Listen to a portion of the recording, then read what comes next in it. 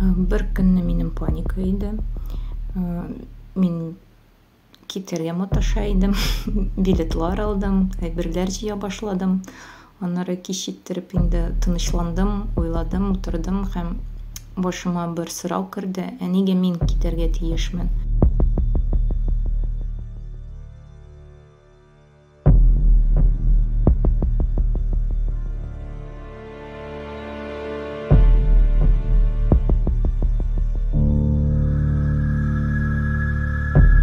Күбесе хурлыйлар. Кайберселәр миңа кычкырма дип әйтәләр, әмма минем өчен үз фикерләрне, уйларны әйтү ул бик мөһим. Минем бер коралым гына калды, ул сүз.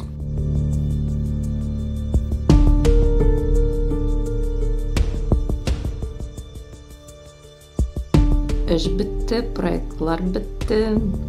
Кайберсе проектларында акча бетте. Кайберсе проектлардан үзем баш тарттым.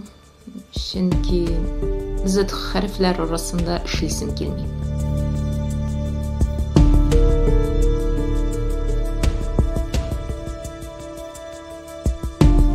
Бу минем илем, мин Казанны, Татарстанны яратам.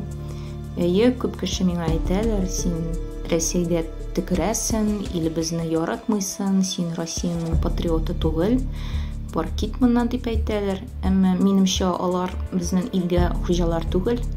Мине яратмасалар, үзләр китсеннәр.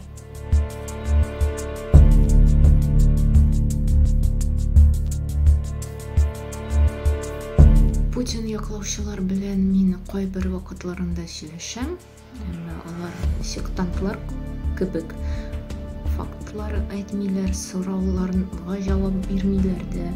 Аларның пропаганда сүзләре генә бар.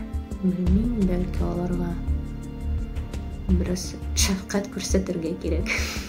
Мин аны уйламадым әле. Уйлыйм аның турында гына.